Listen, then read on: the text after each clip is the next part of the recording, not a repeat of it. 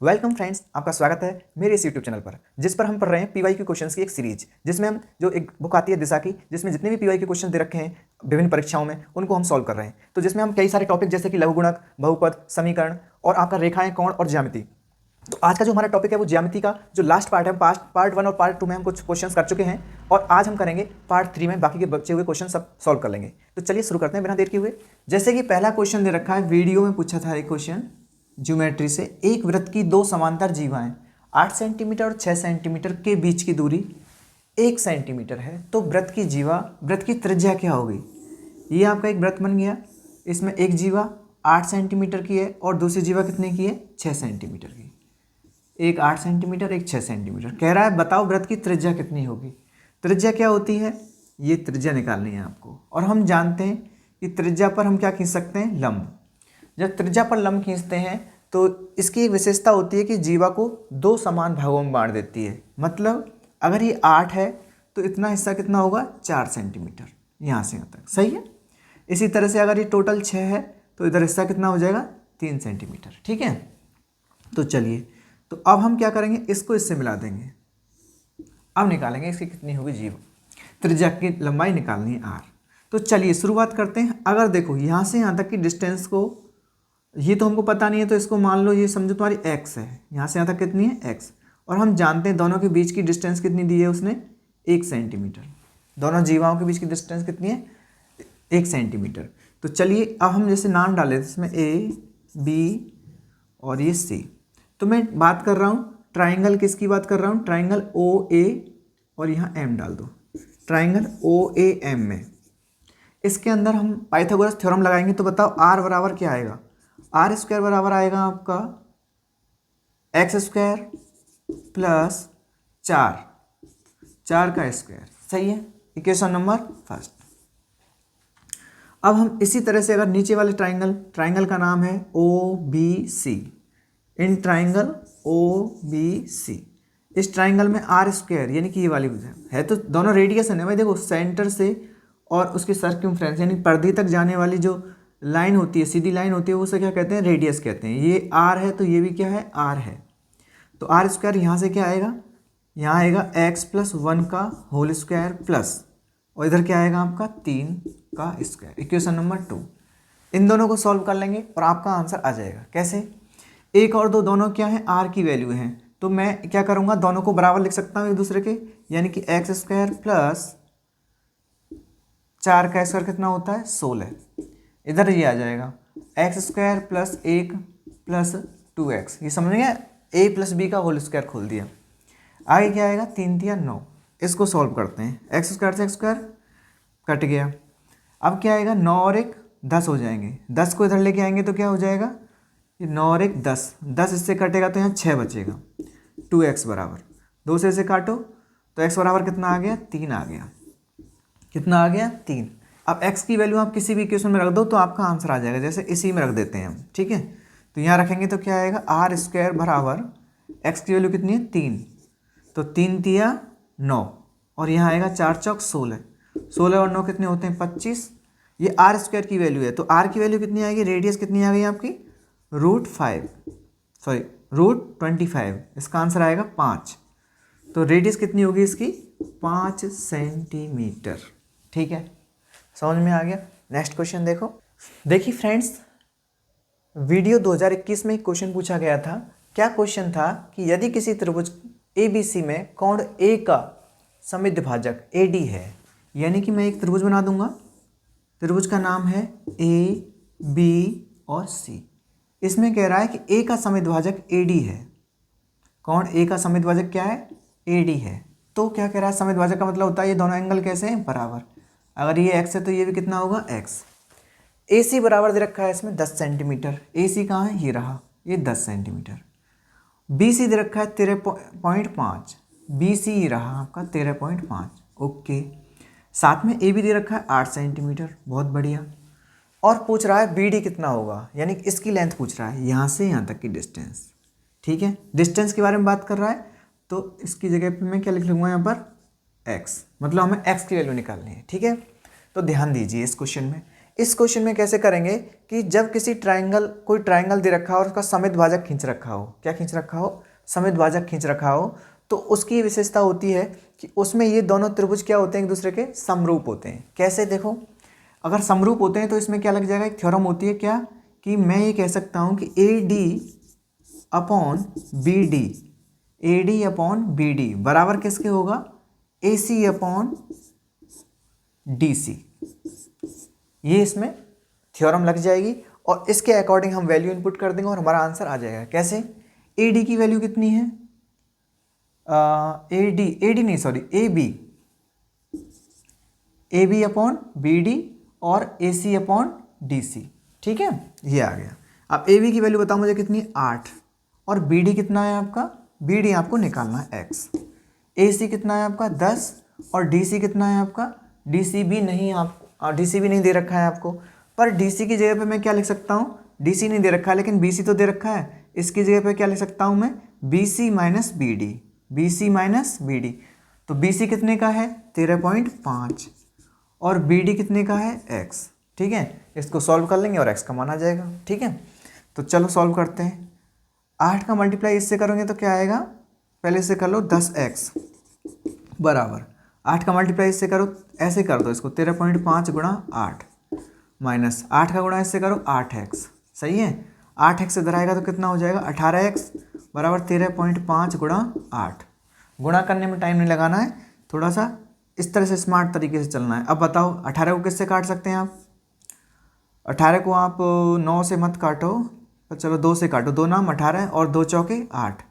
और 9 का डिवाइड इसमें करके देखो चला जाएगा, यहाँ तक है तो 9 एकम 9, 9 एकम 9, कितने बच गए, 9 के बाद बच गए आपके 4। सही है, तो 9 पंजे 45, तो कितना आ गया 1.5। तो x की वैल्यू कितनी आ गई, 15 चौक कितने होते हैं 60। ठीक है, तो कितना आ गया 0। तो इसका मतलब आपकी x यानी कि बी डी की जो लेंथ है वो आ गई आपकी कितनी, 6 सेंटीमीटर। Is your answer.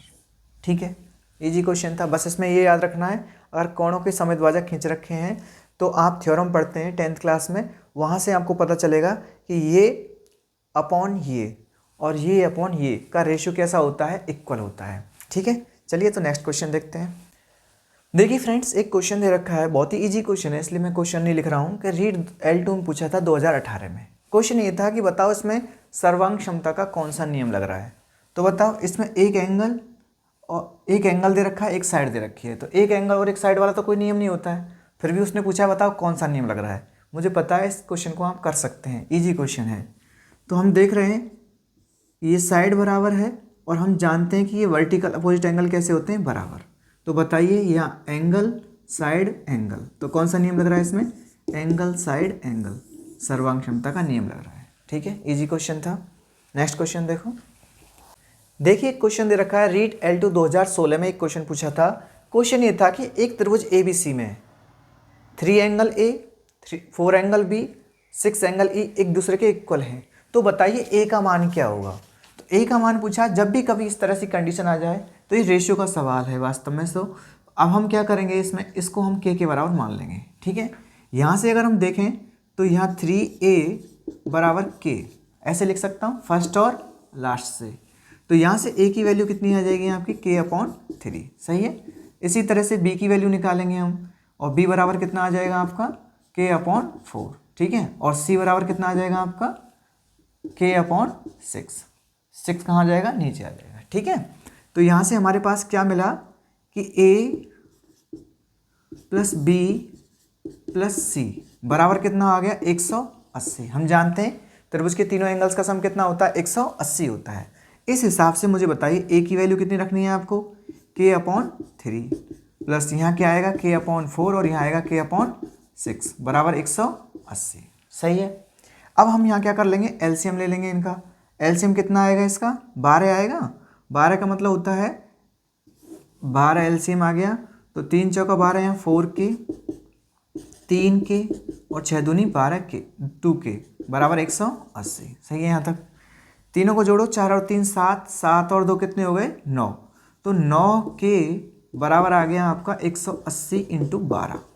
ये कहाँ चला जाएगा, ऊपर मल्टीप्लाई में चला जाएगा। ठीक है, तो यहाँ से k की वैल्यू क्या आएगी बताओ। k बराबर आ गया आपका, 9 से काट दो इसको, 9 दूनी 18, 20 बार कट गया, 12 दूनी 24, कितना आ गया 12 दूनी 24। देखो यहाँ से दोबारा 9 से 9 एकम 9 और 9 दूनी 18, जीरो की जीरो, 12 दूनी 24, तो k की वैल्यू कितनी आ गई 240। किसकी वैल्यू निकालनी थी अब आपको, a की वैल्यू निकालनी थी। और a बराबर क्या था आपका, a बराबर क्या था आपका k/3। k की वैल्यू कितनी है 240 और नीचे क्या आ जाएगा 3, तो a बराबर आ गया कितना आपका 3 छिंग 18, 3 पंजे 15, 3 छिंग 18, 3 सत्ते की 3 अट्ठे 24, तो a की वैल्यू आ गई आपकी 80 डिग्री। तो आपका उत्तर हो जाएगा बी। ठीक है, अब देखते हैं नेक्स्ट क्वेश्चन। 56 सेंटीमीटर व्यास वाले किसी वृत्त के आधे भाग की परिधि पूछी है। इसमें देखिए एक वृत्त दे रखा है, कह रहा है इसकी जो परिधि है, इसकी जो व्यास है, व्यास दे रखा है आपको 56 सेंटीमीटर। ये क्या है आपका व्यास है। व्यास हम जानते हैं त्रिज्या क्या क्या होता है, डबल होता है। त्रिज्या का क्या होता है, डबल होता है। ये व्यास दे रखा है। पूरा पूछ रहा है कि इसकी आधी परिधि क्या होगी, आधा हिस्से की परिधि क्या होगी। तो हम जानते हैं क्या है, आधे हिस्से की परिधि क्या होती है, टोटल क्या होती है 2πr। वृत्त की परिधि क्या होती है 2πr, तो आधे की कितनी हो जाएगी बताओ πr। तो पाई की वैल्यू कितनी होती है 22/7 और आर कितनी होगी बताओ 56/2, आधा होगी ना, व्यास का आधा होती है। अब हम इसे काट देंगे, ये 11 बार कटेगा, 7 से 8 बार कटेगा और 11 8 88। तो बताओ ये कितनी आ गई आपकी आधे भाग की परिधि कितनी आ गई 88 सेंटीमीटर। ठीक है, कभी कभी ऐसी स्थिति कर देता है वो, अगर ऑप्शन में कभी कभी ये इसको भी जोड़ देता है आर और आर को, क्योंकि परिधि तो टोटल यहाँ तक होगी ना, तो टोटल परिधि पूछे तो 2r और प्लस हो जाएगा, यानी कि इसमें 88 प्लस 2r का मतलब एक व्यास और प्लस हो जाएगा। व्यास कितना था 56, तो उत्तर आपका 8 और 6 14, 8 और 5 13 और 1 14, तो आपका 144 हो जाएगा। ऑप्शन आपके विकल्प के अकॉर्डिंग डिपेंड करेगा कि आपका आंसर कौन सा ठीक होता है। एक ही ऑप्शन मिलेगा। इस क्वेश्चन का आंसर ये है। ये क्वेश्चन पूछा था आपका रीट में ही पूछा गया होगा, इस तरह का क्वेश्चन तो रीट में ही पूछा है 2018 में। ठीक है, तो देखो नेक्स्ट क्वेश्चन है।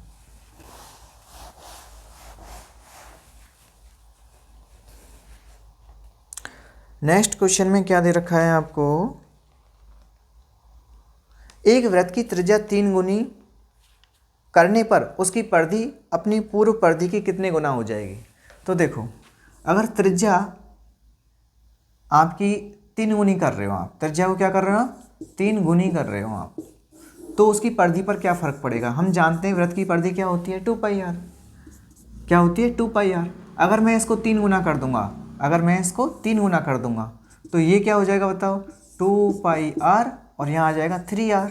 सही है, 3 को आगे लिख लो तो 3 गुणा 2πr। तो जो वृत्त की परिधि थी वो भी क्या हो गई है 3 गुना हो गई है। ध्यान रखें, अगर क्षेत्रफल की बात करता है तो क्षेत्रफल क्या हो जाएगा बताओ, क्षेत्रफल में क्या होता है πr²। तो जब इसको 3 गुना करोगे तो यहाँ 3r लिखना पड़ेगा। 3r की वजह से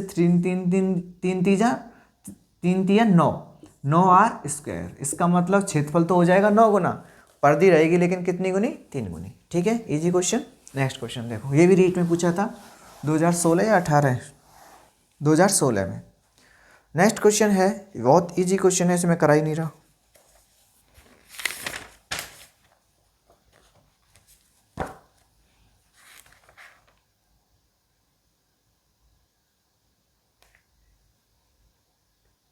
एक क्वेश्चन इसमें दे रखा है आपके सामने, किसी चतुर्भुज का प्रत्येक कोण यदि 180 डिग्री से कम है तो उस चतुर्भुज को क्या कहते हैं। ठीक है, अगर प्रत्येक कोण 180 डिग्री से कम है तो आप उसे किसी भी तरह से बना लीजिए, वो आपका एक उत्तल चतुर्भुज या उत्तल बहुभुज ही होगा यदि उसके प्रत्येक कोण का मान क्या हो 180 डिग्री से कम हो। क्या हो 180 डिग्री से कम हो। ठीक है, देखो अगर मैं 180 डिग्री से अगर किसी एंगल को थोड़ा बड़ा कर देता हूँ, 180 तो ये सीधा होता है, मैं अगर इसको थोड़ा सा ऐसे कर दूँ, एक एंगल को 180 डिग्री से अधिक कर देता हूँ, तो इस स्थिति में क्या होगा, आपका जो चतुर्भुज है, कुछ नहीं छोड़ दो,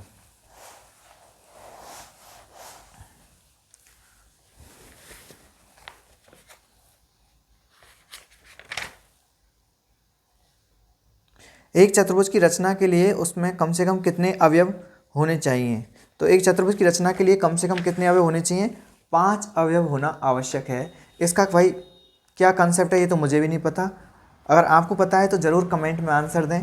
अजीब सा क्वेश्चन था कि एक चतुर्भुज की रचना के लिए कम से कम कितने अवयव ज्ञात होने आवश्यक हैं? 5। अब 5 कैसे है? एक साइड होती है, एंगल होते हैं, और क्या होता है? विकर्ण होते हैं। 3 हो गया, और उन मुझे नहीं पता उसके अलावा और क्या हो सकता है। तो चलिए नेक्स्ट क्वेश्चन देख लेते हैं। अब हम एक क्वेश्चन दे रखा है, इसमें इजी क्वेश्चन है भाई, इससे नहीं करा रहा मैं। नेक्स्ट क्वेश्चन भी छोड़ दो, इसको देखो।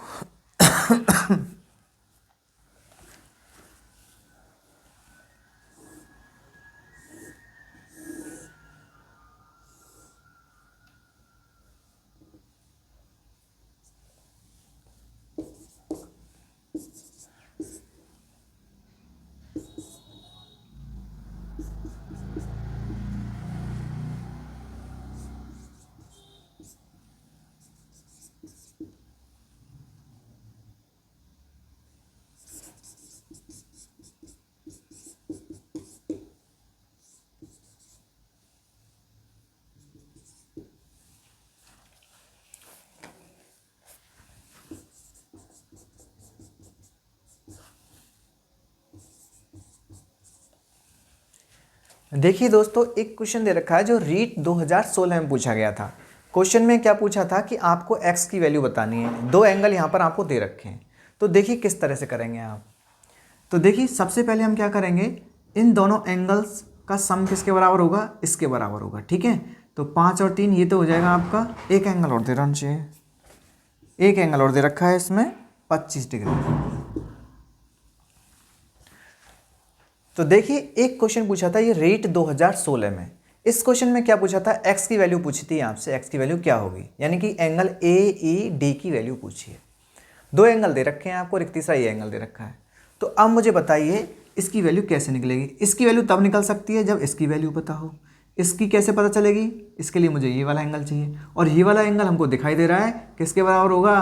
22 कोणों के योगफल के बराबर, यानी सॉरी अंतः कोणों के योगफल के बराबर कौन होता है? 22 कोण होता है। तो बताओ 30 और 50 ये कितने का हो जाएगा? 80 का। और ये कितने का दे रखा है आपको? ये 25 का दे रखा है। तो बताओ ये एंगल भी क्या हो गया? एक त्रिभुज है, और त्रिभुज का ये क्या हो गया? एक 22 कोण हो गया। बाहर का कोण है ना, तो इसकी वैल्यू क्या होगी? x बराबर होगा 80 + 25। तो बताओ 8 और 2 10, 105 डिग्री। इजी क्वेश्चन था। ठीक है, नेक्स्ट क्वेश्चन देखो। देखिए एक बहुत ही शानदार क्वेश्चन RAS प्री 2023 में पूछा था।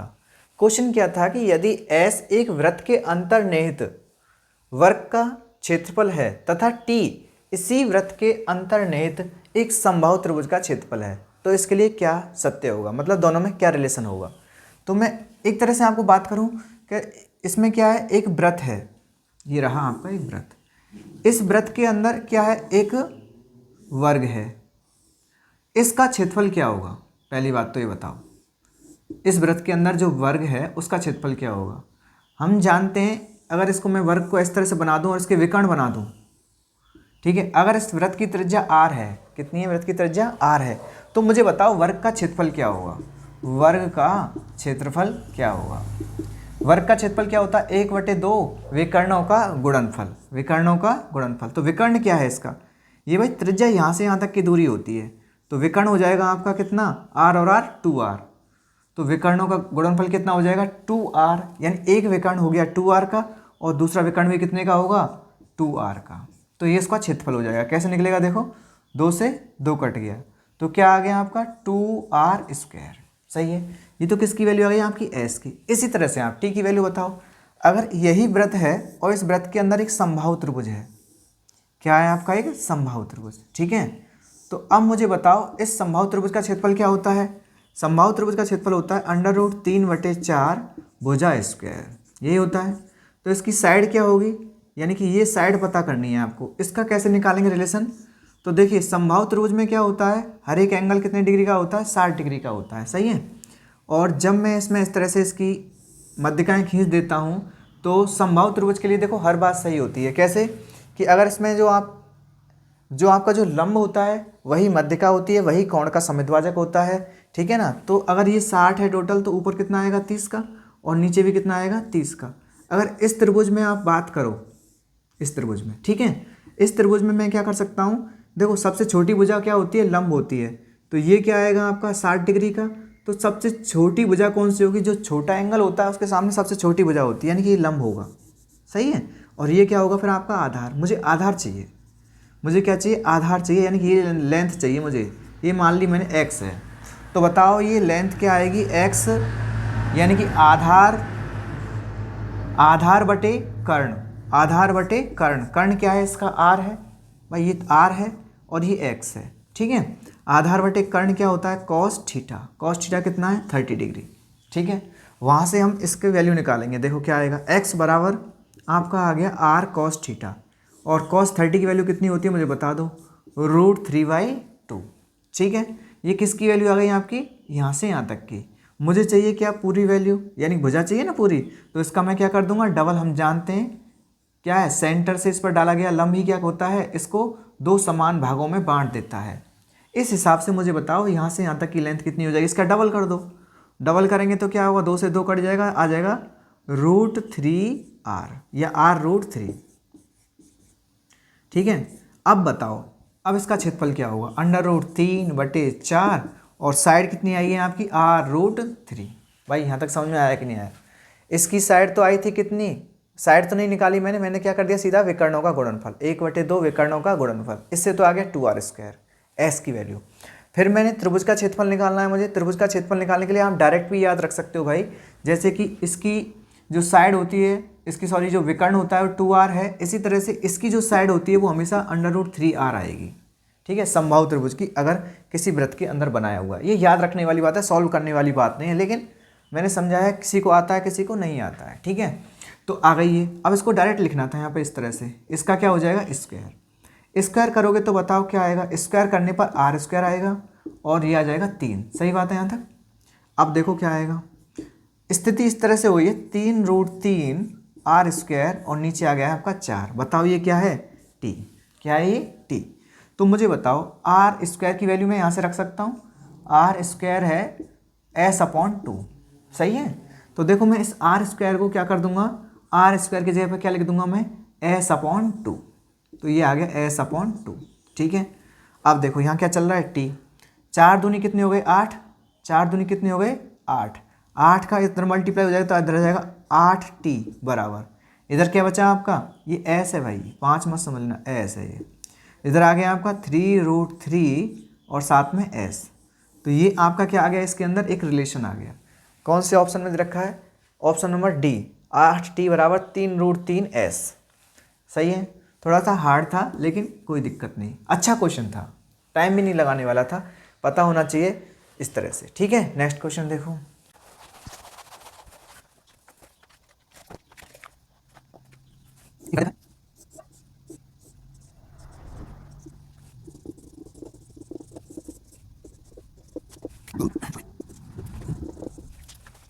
देखिए दोस्तों, ये क्वेश्चन दे रखा है, रीट 2018 में पूछा था।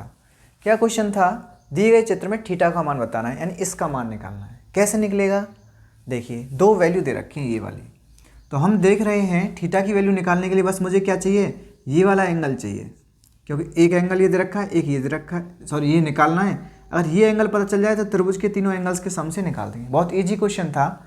इस क्वेश्चन में क्या है, ये हमारी क्या है, एक चाप है, एक चाप द्वारा केंद्र पर बना कोण और इसी चाप के द्वारा अन्य बिंदु पर बना हुआ कोण, ये कैसे होते हैं, इक्वल होते हैं, ठीक है। इतना सा नियम लगाना था। ये एंगल पता चलते ही हमको पता चल जाएगा थीटा की वैल्यू कितनी होगी, थीटा प्लस 40 प्लस 85 बराबर कितना हो जाएगा 180। त्रिभुज के तीनों एंगल्स का सम कितना होता है 180 डिग्री। तो यहाँ से थीटा बराबर कितना आ जाएगा, 8 और 4 12, 125, 125 हटा दो इसमें से, 125 हटाएंगे तो कितना बचेगा, 120 थे 60 बचेगा, 60 में से और 5 हटा दो तो 55 डिग्री।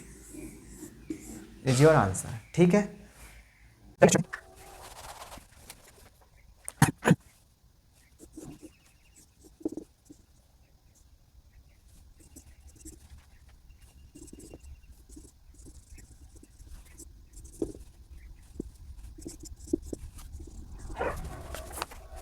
देखिए दोस्तों, ये क्वेश्चन भी 2018 में पूछा गया है। ठीक ठाक क्वेश्चन था। क्वेश्चन क्या था, एक त्रिभुज दे रखा है ABC, ठीक है। इसके अंदर आपको AQ तो दे रखा है क्या, एक परपेंडिकुलर।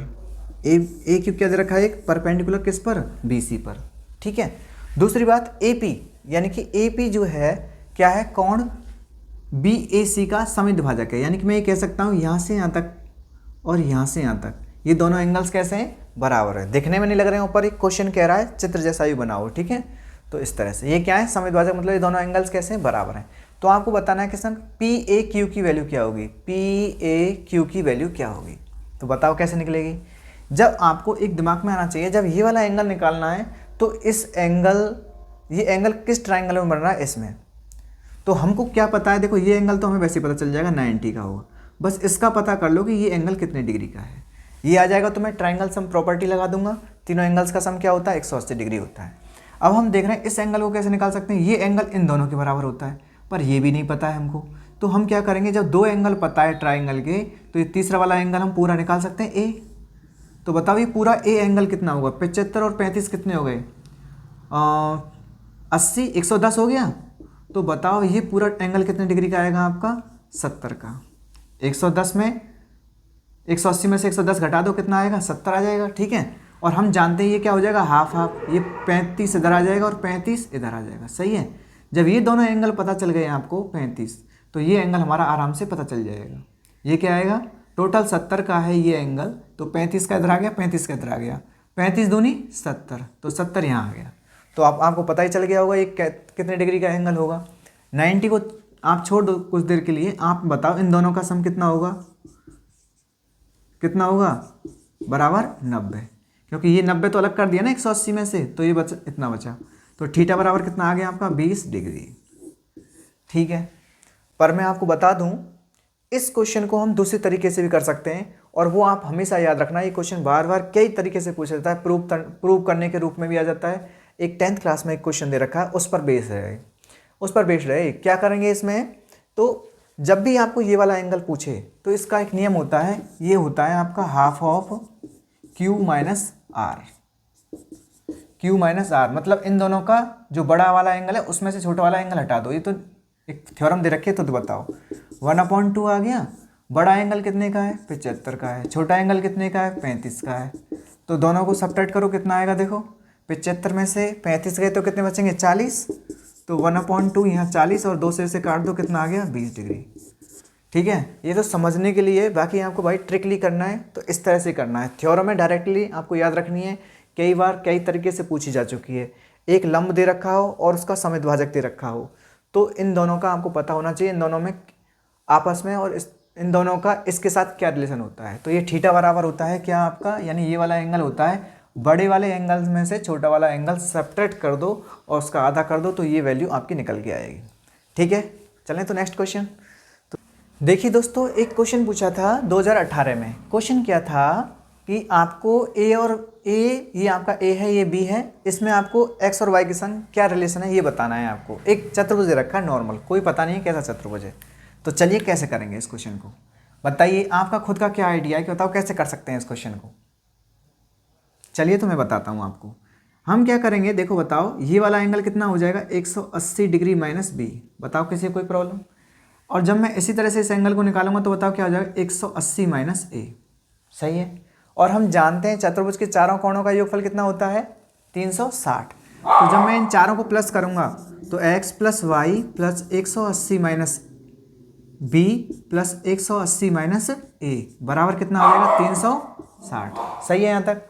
अब देखो 180 और 180 कितना हो गया, 360। 360 से 360 कट जाएगा, तो क्या बचा यहाँ पर, x प्लस वाई, A उधर जाएगा तो किसका हो जाएगा, प्लस का A, और B भी क्या हो जाएगा उधर, प्लस का। तो आपका एक रिलेशन आ गया, x प्लस वाई बराबर A plus B। Hence proof. Thank you for watching. इसी तरह की वीडियो देखने के लिए आप मेरे चैनल को लाइक कर सकते हो, शेयर कर सकते हो, सब्सक्राइब कर सकते हो। फिर मिलते हैं नेक्स्ट वीडियो में।